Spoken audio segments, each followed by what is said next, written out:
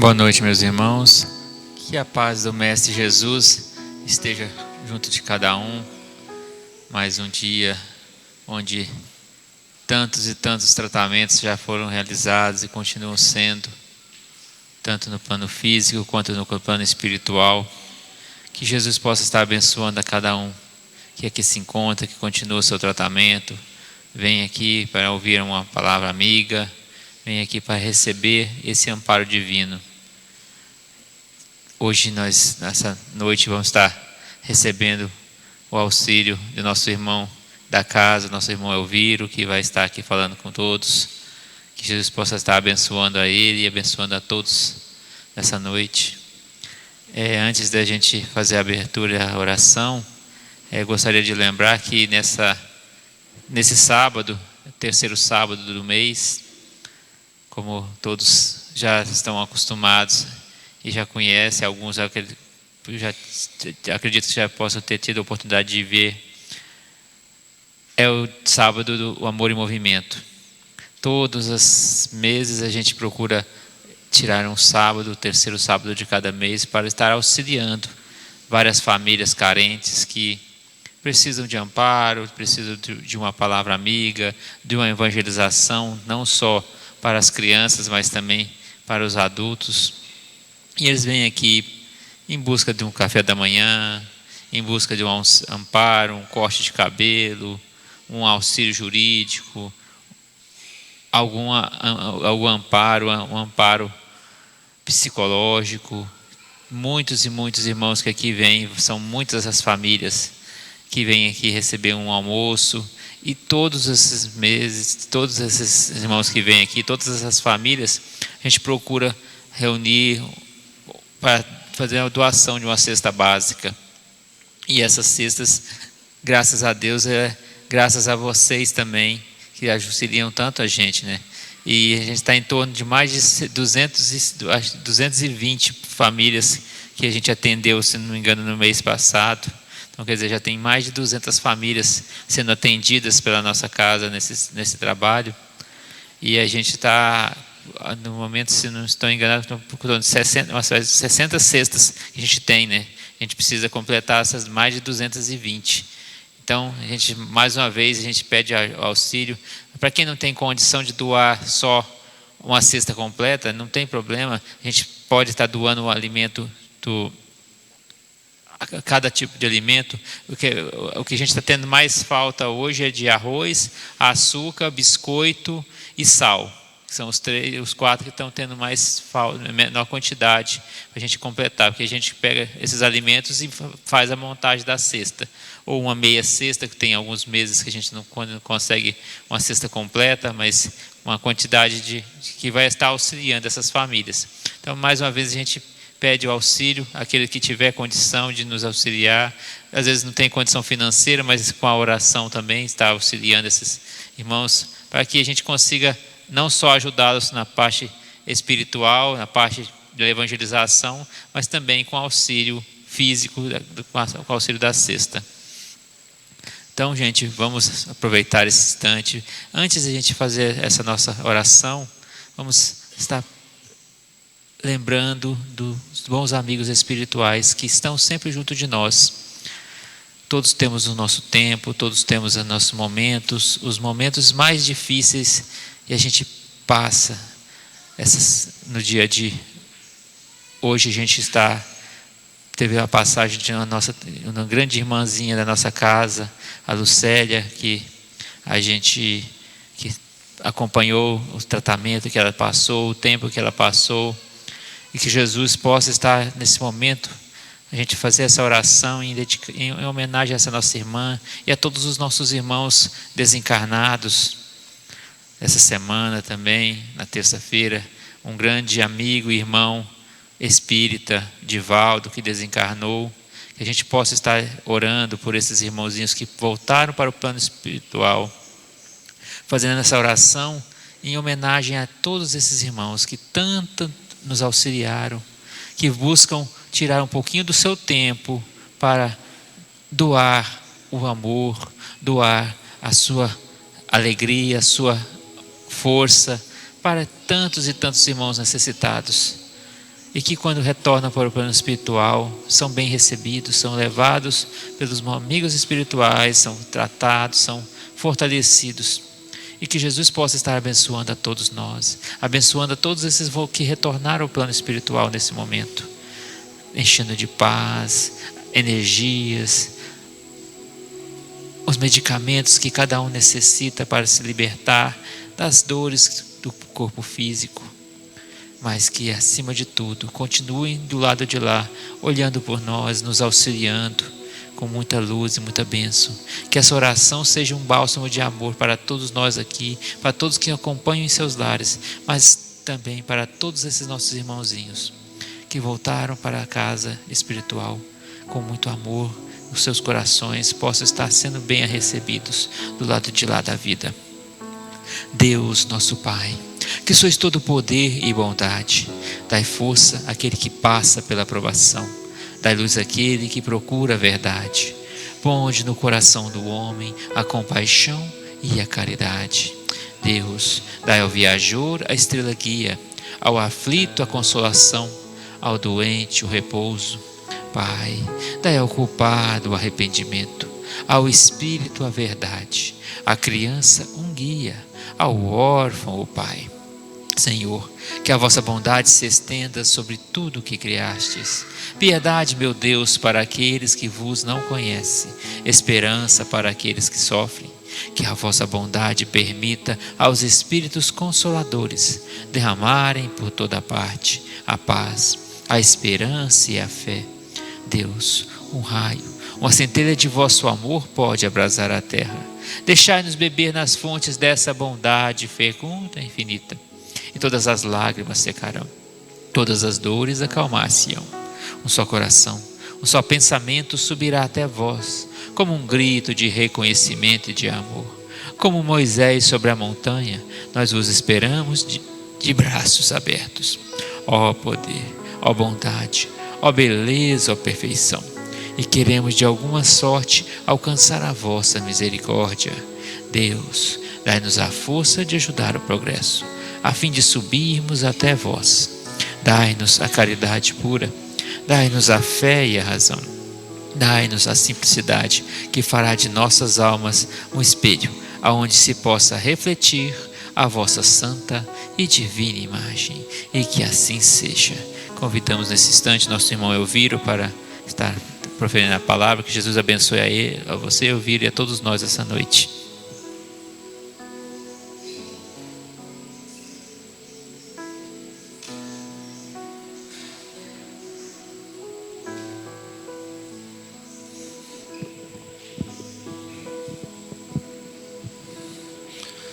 Boa noite aos irmãos. Que a paz do Mestre Jesus nos ampare e proteja nessa noite de hoje. Gratidão por mais uma oportunidade de estarmos aqui trazendo um pequeno estudo, a reflexão para o nosso trabalho de desobsessão. E o tema que nós trouxemos: estágio de provas e expiações. O estágio que o nosso planeta está regido, que nós estamos vivenciando, um estágio que o mal ainda prevalece sobre o bem, mas que nós estamos caminhando para uma nova etapa, que esse estágio está sendo cumprido e adentrando a nova etapa, o novo estágio de regeneração. E que nós temos que nos adequarmos para que possamos ser agraciados com a oportunidade de reencarnar nesse próximo estágio. E a doutrina espírita, ela dita para nós que o nosso lar, a nossa família, é vista como um espaço essencial para a nossa evolução moral e espiritual, para os nossos aprendizados, onde as provas e expiações são vivenciadas. Como diz o nosso amado Chico Xavier, a nossa família, o nosso lar, é a primeira sociedade a qual nós somos inseridos.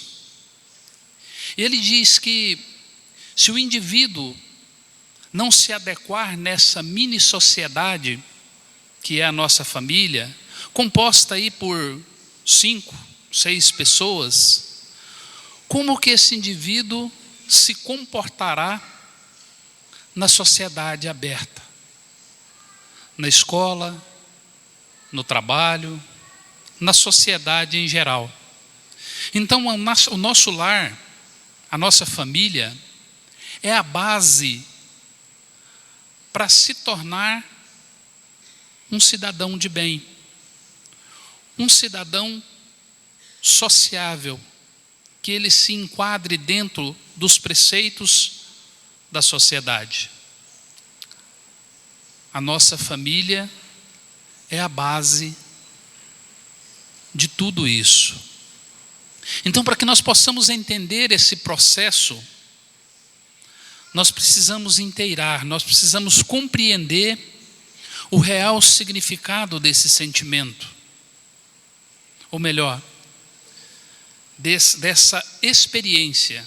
Porque para a doutrina, provas e expiações não é um sentimento, é uma experiência. Então, para que nós possamos entender,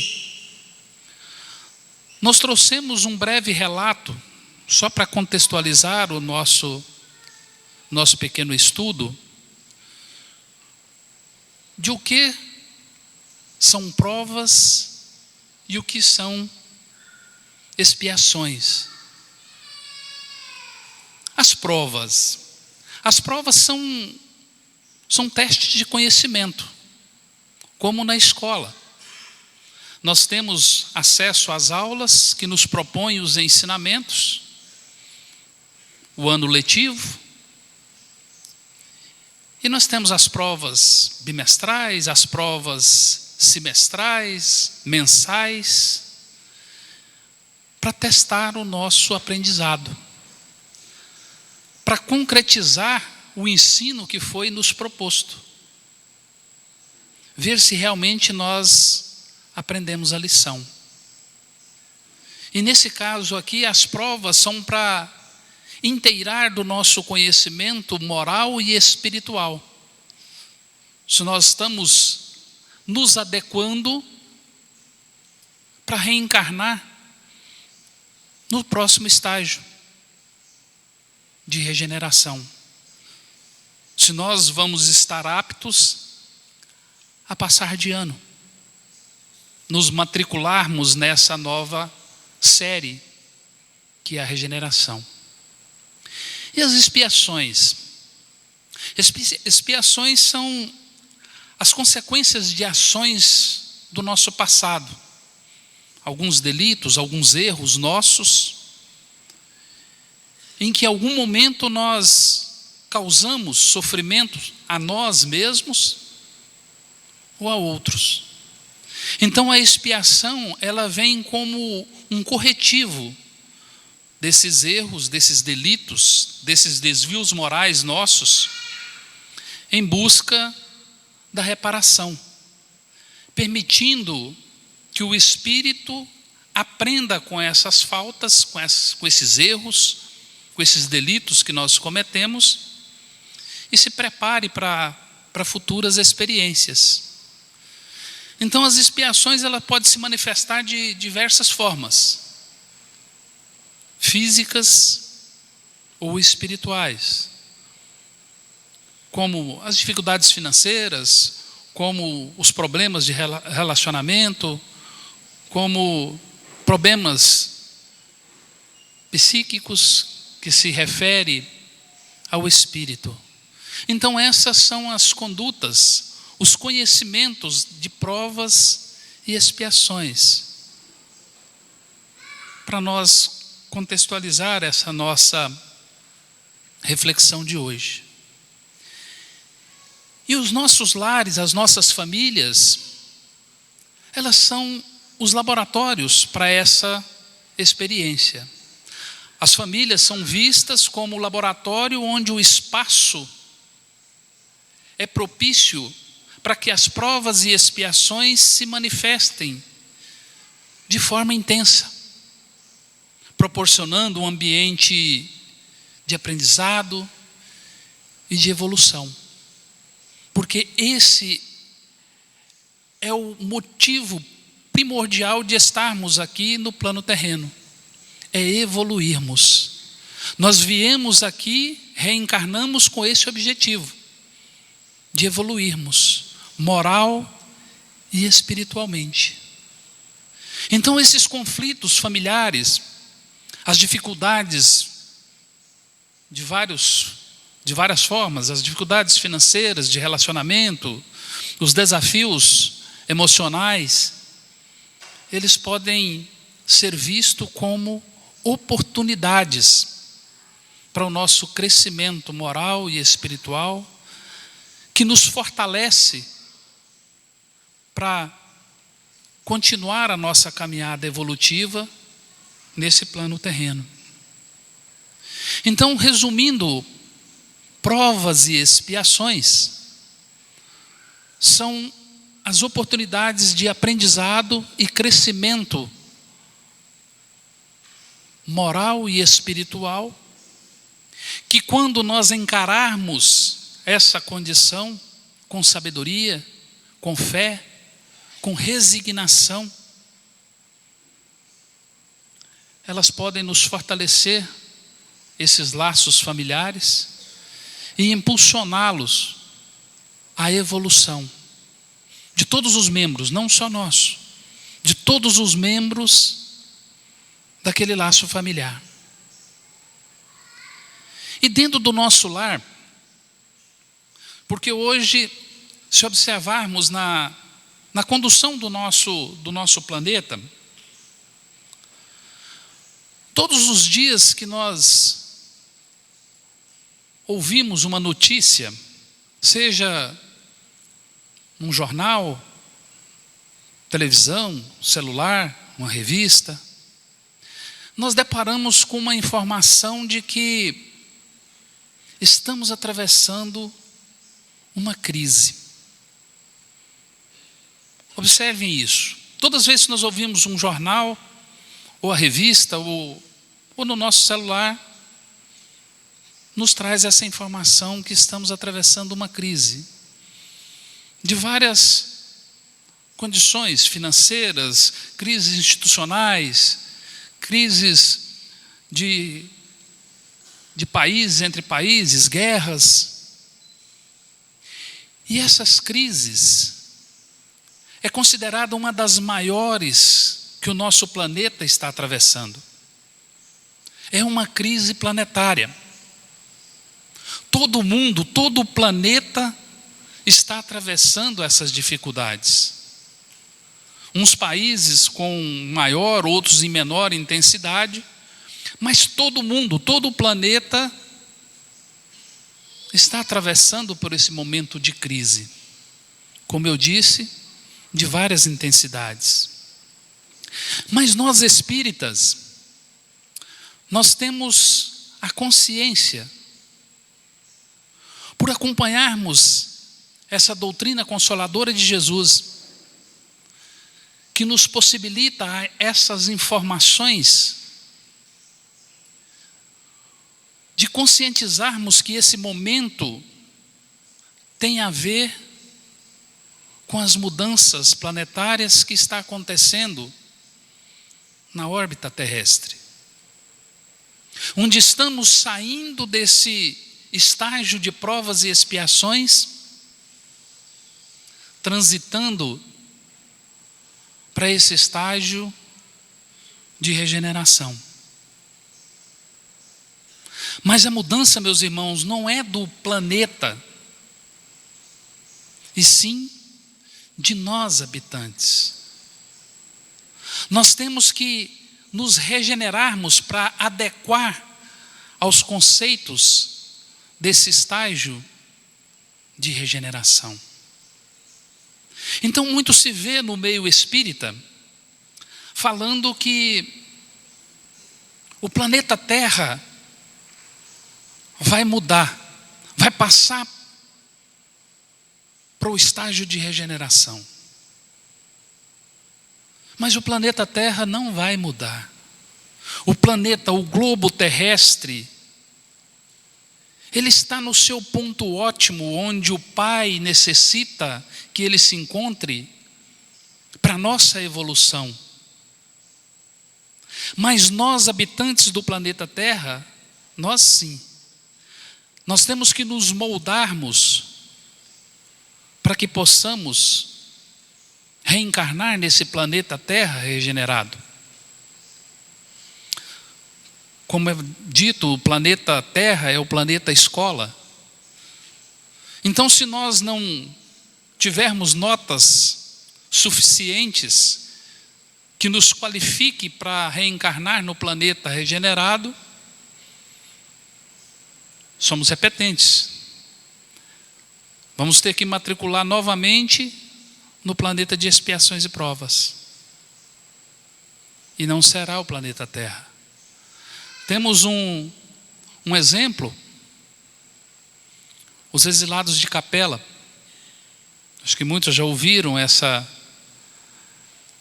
história dos nossos irmãos capelinos, que o planeta Terra, o planeta de Capela, ele já está nesse novo estágio de regeneração. E alguns habitantes do planeta de Capela tinham uma inteligência aguçada, mas a moral aquém de alcançar a condição de reencarnar num planeta regenerado. E esses irmãos, então, foram exilados no planeta Terra. Planeta Terra que essa época estava recém-promovido do primitivismo para provas e expiações. E esses que já viviam no planeta de Capela, expiações e provas, já próximo da regeneração, tiveram que reencarnar lá no início. Fala-se que eles foram grandes percursores do desenvolvimento do planeta Terra. Eles foram os responsáveis pela criação do fogo, da roda. Fala-se naquela cidade submersa de Atlanta. Eles foram grandes percursores, então, do desenvolvimento do nosso planeta Terra. E nós estamos fadados a ser exilados também em um planeta de provas e expiações que está no seu início. Porque hoje nós temos sim um intelecto capacitado para sermos reencarnados num planeta regenerado. Mas a nossa moral ainda está aquém. Nós ainda deixamos ser dominados pelo mal que esse regime proporciona, que prevalece ainda sobre o bem.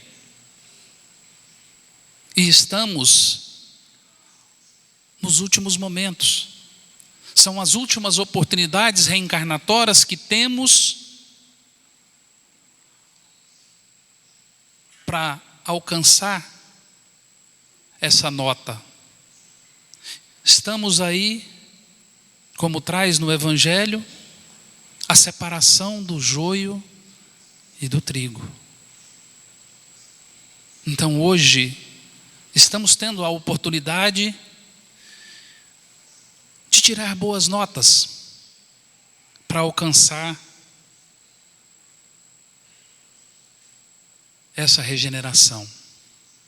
Mas essa crise, se nós buscarmos trazer esse conceito de crise aqui para dentro do nosso país, só para a gente entender, trazendo para a nossa realidade política, econômica, Quando que o país está em crise? Nós vimos a nossa condição, são corrupções de todos os lados, todos os ministérios, crises, dificuldades. Então, é quando o comando não está dando certo. E nós não temos um substituto que faça a mudança de modo eficiente, de modo eficaz. Aí, estamos em crise. É o que está acontecendo aqui dentro e em todo o globo. O exemplo, essas eleições que estão aí por vir, no próximo ano, nosso comando precário, tantas corrupções, tantas divergências de opiniões, mas nós não temos um candidato que assuma o comando com eficiência. Os candidatos que temos são todos financiados por bancos, por empresas, por instituições, que depois querem reaver esses recursos através de favores. Então aí instala-se a crise. A nossa educação dos nossos filhos está indo bem? Tantas divergências, tantas ideologias que são colocadas para as nossas crianças. Esse ensino educacional, ele está resolvendo a situação? Porque a educação, há tempos atrás, eu falo da minha época de criança, era regida por exemplos de vida. Os filhos tinham os pais como exemplos a serem seguidos. A sociedade tinha os seus comandantes, os seus governantes, como exemplos a serem seguidos. Mas hoje, meus irmãos, hoje os filhos, as crianças, não só as crianças, os pré-adolescentes, acham que os pais são só para pagar mico. Os nossos governantes não possuem uma ética e nem uma moral para que nós possamos tê-los como exemplo. Eu vi uma frase: os homens públicos não inspiram em nada, eles apenas nos fazem transpirar de raiva de suas condutas. Então está havendo uma inversão de valores, onde os pais de hoje, preocupados em busca de bens materiais, uma busca incessante sobre recursos, sobre amontoar riquezas.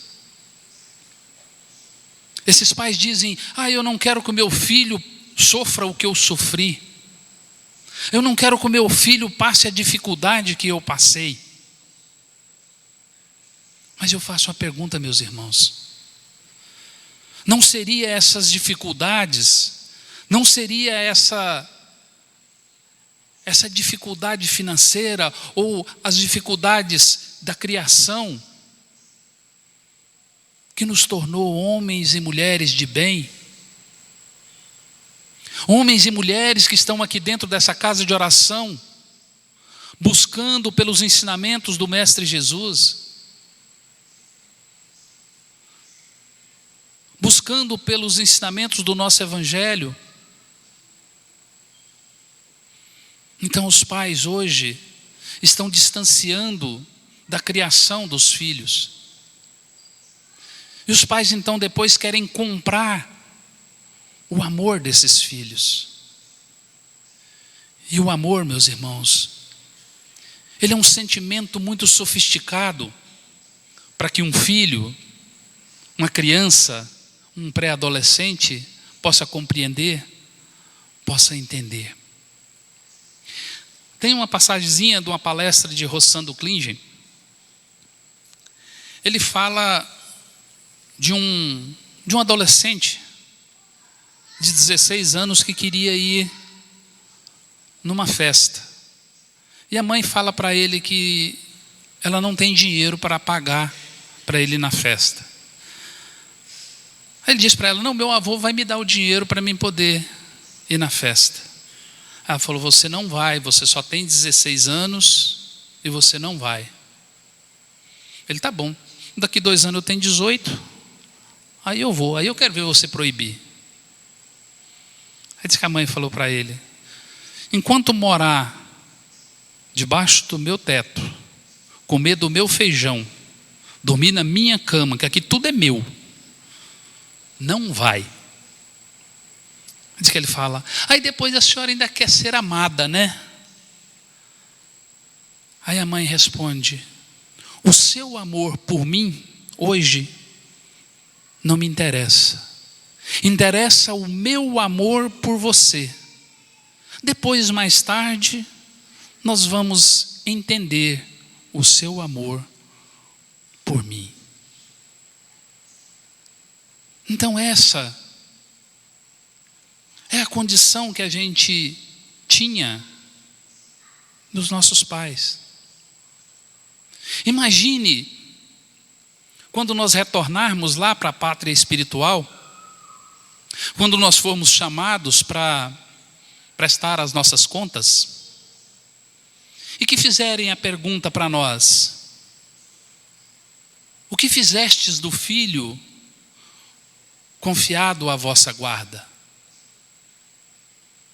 Como que será a nossa resposta? Que nossos filhos caminham a passos largos a caminho do bem? Que nós estamos conduzindo a criação dos nossos filhos dentro dos preceitos do Evangelho? Ou se nós estamos deixando ser dominados pelo modismo do ter, sobressaindo sobre o ser? Porque realmente está havendo essa inversão de valores. Os pais hoje estão querendo transferir a responsabilidade do criar, do educar dos filhos, que é responsabilidade de nós pais, a professores, cuidadores, de tios, avós. E a responsabilidade destes é de ensinar. A responsabilidade do professor, a graduação dele é para ensinar. A de criar e educar, essa é nossa, de pais. E nós não podemos transferir essa responsabilidade para, como diz, terceirizar essa responsabilidade, passar aos professores, aos cuidadores. Leon Denis, na obra Depois da Morte, no item 54, intitulado A Educação, ele traz uma mensagem que clareia bem esse tema, esse assunto que nós trouxemos, onde ele dita: é pela educação que as gerações se transformam e aperfeiçoam. Para uma sociedade nova é necessário homens novos. Por isso, a educação desde a infância é de importância capital. Não basta à criança apenas os elementos da ciência. Exige o aprender a governar-se, a conduzir-se como ser consciente e racional. E isso é tão necessário como saber a ler, a escrever e a contar. E essa tarefa, entretanto, ela não é tão difícil como se pensa, pois não exige uma ciência profunda. Pequenos e grandes podem preenchê-la, desde que se compenetrem do alvo elevado das consequências da educação. E ele conclui: sobretudo é preciso nos lembrarmos de que esses espíritos vêm coabitar conosco em nosso lar. Olha só, esses espíritos vêm coabitar conosco em nosso lar, para que os ajudem a vencer os seus defeitos e os prepararem para os deveres da vida. Então, diante desse pequeno trecho, os espíritos vêm coabitar conosco no nosso lar. Eu faço uma pergunta: tem diferença a nossa casa e o nosso lar? Vocês acham que tem diferença a casa e o nosso lar? O lar de cada um de nós? Ele tem uma pequena diferença. Eu vou contar uma historinha para confirmar essa diferença entre a casa e o lar. Conta-se que, certa feita, havia um pintor, um renomado pintor, muito famoso. E esse pintor vivia na sua casa com 2 filhos e a sua esposa. E esse pintor então queria pintar uma tela, a tela mais importante da sua vida. A tela que representasse algo mais importante da vida para ele. E ele não encontrava a inspiração dentro da sua casa para que pudesse pintar aquela tela, que pudesse achar algo que fosse a coisa mais importante da sua vida. Então aquele pintor, ele sai da sua casa em busca de uma inspiração para que pudesse pintar a tela mais importante da sua vida. E ele então sai pelo mundo à procura dessa inspiração. E ele caminha por longos quilômetros, uma grande jornada em busca dessa inspiração. E ele não encontra nada que o inspirasse a pintar a coisa mais importante da sua vida. Então ele resolve voltar para casa. E no retorno da sua casa ele encontra um padre. E ele pergunta para aquele padre: padre, qual é a coisa mais importante da sua vida? E aquele padre então responde para ele que a coisa mais importante da vida para ele era a fé. Ele achou interessante. Foi então, acho que é a fé que é a coisa mais importante. Como que eu vou pintar essa tela com a fé?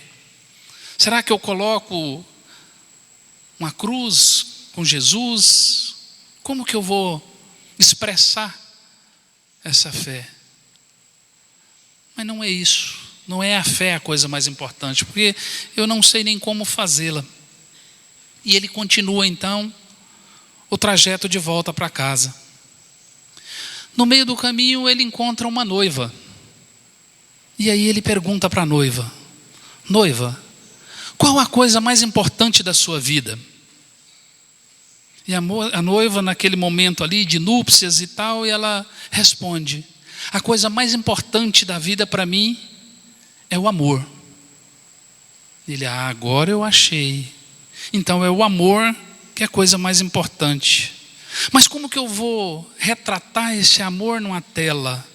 Será que eu vou colocar um coração com a flecha? Não é o amor. E ele continua então, já quase chegando em casa, ele encontra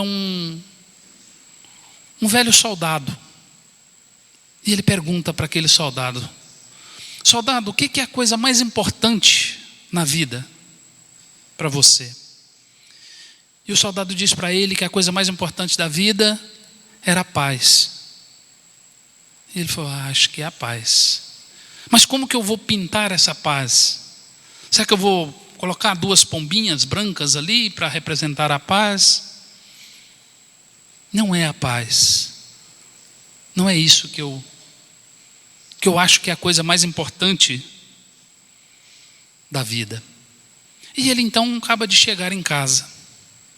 E quando ele chega e abre o portão, ele é recepcionado pelos seus 2 filhos, que o abraça com ternura, com os olhos marejados de lágrimas, e ele percebe a fé que aquelas crianças têm sobre ele.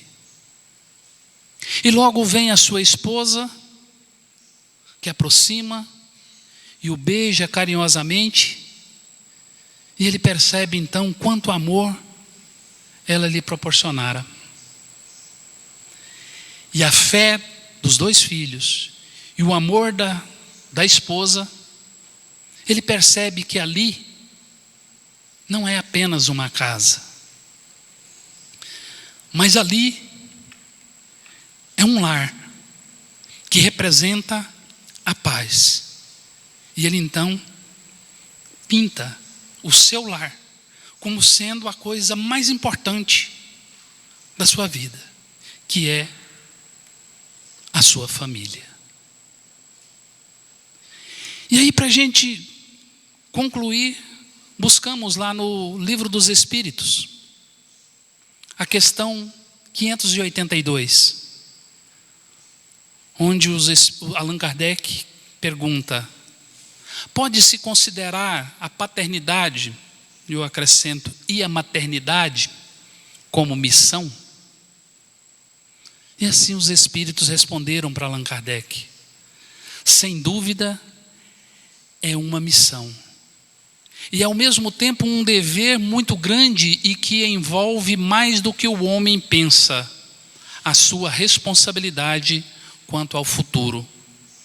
Deus colocou o filho sob a tutela dos pais, a fim de que estes o dirijam pelo caminho do bem. Mas há quem se ocupe mais em endireitar as árvores do seu jardim e fazer com que ela dê bons frutos, do que endireitar o caráter de seu filho.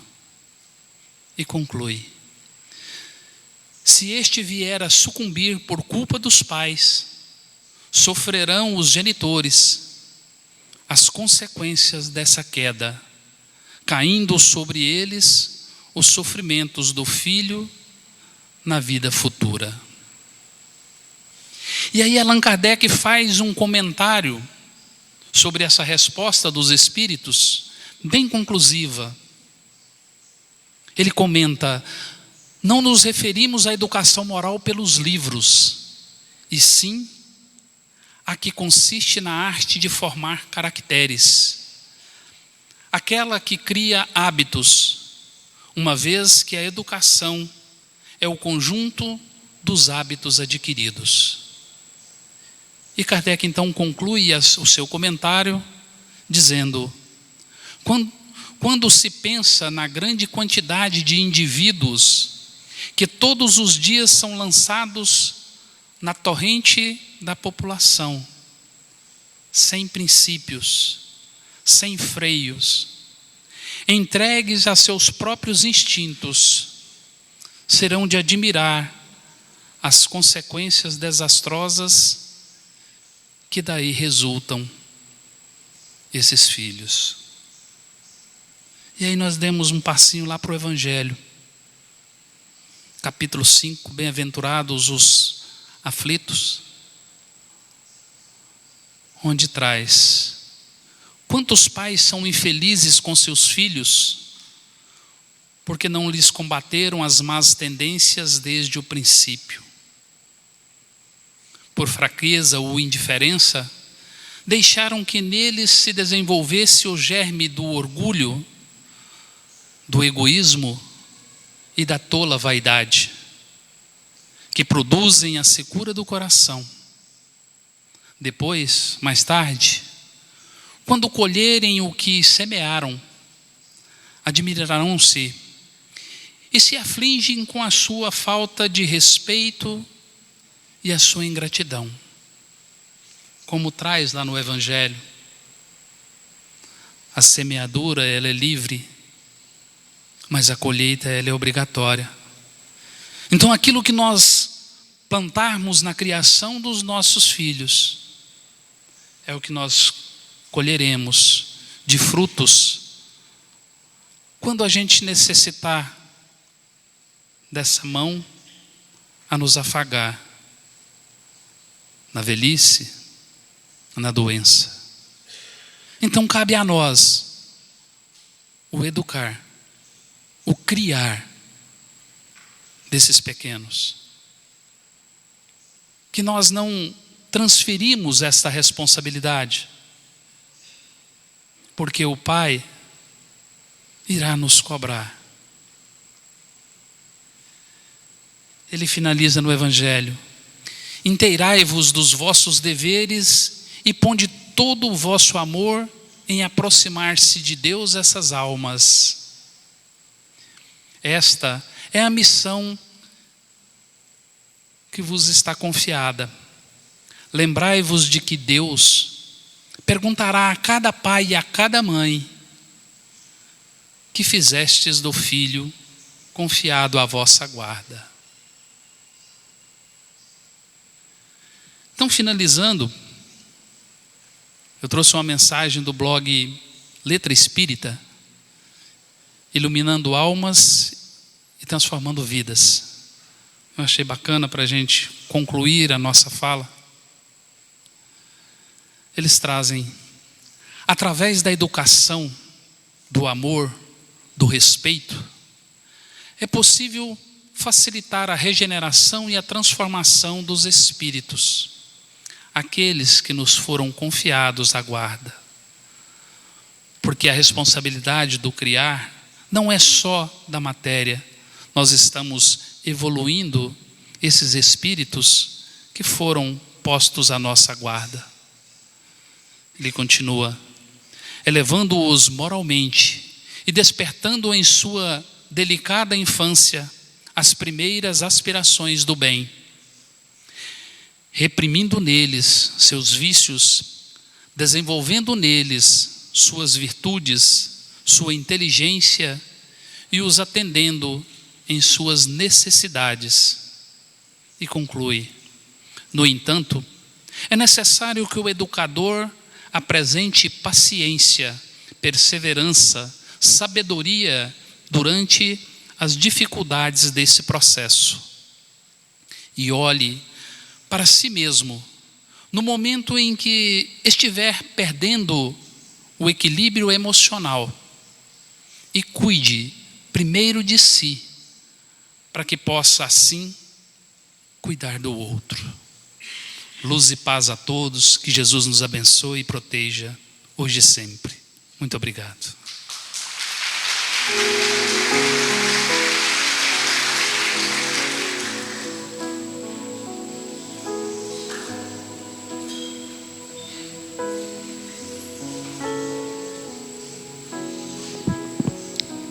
Agradecemos ao nosso irmão Elviro pelas palavras da noite. A gente ter esse cuidado, essa responsabilidade do criar, do ser verdadeiramente pais e educadores. Como ele mesmo disse, nós às vezes terceirizamos o trabalho de educar, e a gente precisa fazer exatamente o contrário. Cuidar dessas crianças, cuidar desses jovens, cuidar desses irmãos que vêm para cá sob nossa responsabilidade. Deus coloca sobre nossos ombros a responsabilidade de educar. A gente tem que buscar realmente sermos bons educadores, para que formamos a cada dia mais seres humanos de bem. E assim o mundo vai estar melhorando. Quanto melhor a gente cuida desses jovens, dessas crianças, para que no futuro tenhamos mais e mais pessoas que buscam viver no bem. Que Jesus possa estar abençoando a todos nós. Nesse momento a gente possa estar realizando esse passe de proteção, de bênção, de cura. Pai de infinito amor e de bondade, a cada um dos nossos irmãos que aqui se encontram, cada um que nos acompanha em seus lares, nesse instante, que os bons espíritos de luz possam estar iluminando, trazendo o amparo, o acalento, o lenitivo protetor, para que todas essas angústias do dia a dia, todas as dificuldades que passamos, possa ser apenas um momento, apenas um pequeno instante, e que nossas energias possam estar cada dia mais preparadas para que a gente passe pelas provações do dia a dia, pois essa dor, essa angústia, muitas vezes é a dor necessária, que vai lapidar, que vai trabalhar a cada um de nós, formando assim um ser humano de bem. A gente precisa cada dia mais trabalhar esses nossos corações, para não só suportar, mas os momentos de dificuldade, a gente possa ter a capacidade de compreender que Jesus está sempre junto de nós, que Deus não nos abandona nunca. Ele está em seu coração nesse momento e coloca junto de cada um amigo espiritual. Vamos sentir essa presença, meus irmãos. Vamos a cada instante trabalhar nosso dia a dia, nossa família, no nosso lar, para que esse amigo espiritual, com seu amor e com a sua orientação, sempre possa estar acalentando e orientando e nos auxiliando na busca dessa evolução que tanto necessitamos. Que Jesus possa estar entrando no lar de cada um, acalentando e fortalecendo a todas as famílias, a todos os irmãos tão necessitados. Pai nosso que estais nos céus, santificado seja o vosso nome. Venha a nós o vosso reino. Seja feita a vossa vontade, assim na terra como nos céus. O pão nosso de cada dia nos dai hoje, Senhor. Perdoe as nossas ofensas, assim como nós perdoamos a quem nos tem ofendido. E não nos deixeis cairmos em tentações, mas livrai-nos de todos os males. E que assim seja. E que Maria, com seu manto de amor e de luz, essa mãe amorosa, essa mãe de muito amparo, traz para cada um de nós, possa estar acalentando e fortalecendo, intercedendo sobre todos nós, nos momentos de dor e dificuldade.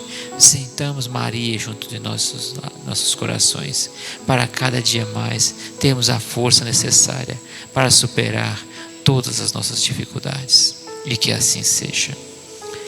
Obrigado, meus irmãos, que a paz de Jesus esteja em cada coração. Aos irmãos que vão fazer seu tratamento de desobsessão, continue se estiverem à distância, continue em oração, em concentração para receber o tratamento. Os demais vão estar recebendo as fichas, sendo chamados pelas fichas, e que já convidamos a todos que na próxima terça, como todas as semanas, estar recebendo o Evangelho de Jesus através da nossa terapia familiar. Que Jesus abençoe a todos, que tenham uma ótima noite e que assim seja.